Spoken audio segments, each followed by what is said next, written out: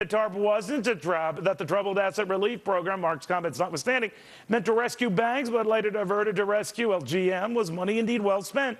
Will excuse outgoing New Hampshire Republican Senator Judd Gregg if he sees things a tad differently, and he even helped negotiate the original terms of TARP. So, Senator, hey, Neil, was this worth it? No, this was a huge mistake. As you've mentioned already, it set a really terrible precedent for the government to come in this instance. This was not a systemic risk.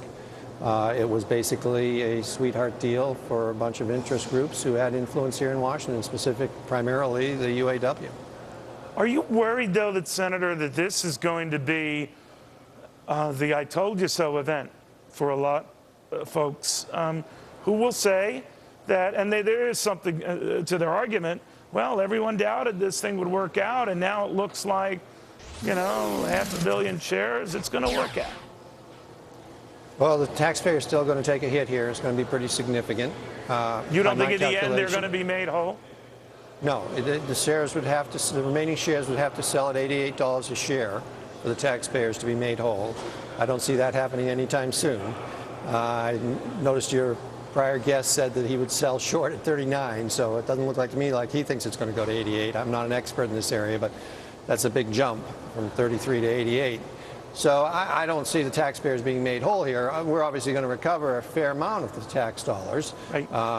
Probably close to half, which is good. If the money was going to be put in, it's good to get half of it back. Well, how did this go? We're looking at all the people who got a chunk of this and we're underwriting this, and they're going to get a nice chunk of change as a result of being associated with this. I don't see you and me in this list here, Senator, but I'm wondering if we're crying sour grapes here. In other words, if in the end this proves that a bailout, to be fair, that was started on the Bush administration and continued and picked up some steam in the Obama administration, when chosen right, when picked right, does right.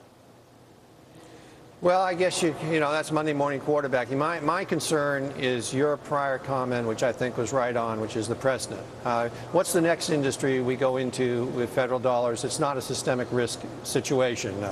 It could be anything that has trouble and has influence here in Washington as a result of the precedent set by this action. Any big company or any big industry that has a lot of union employees, for example.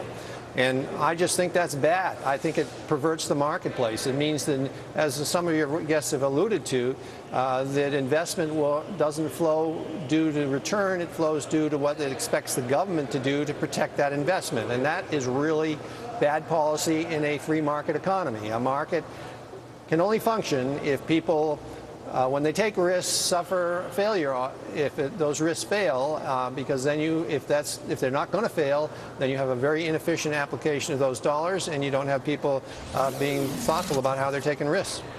Senator, thank you very much. Good seeing you again. Thank you, Neil.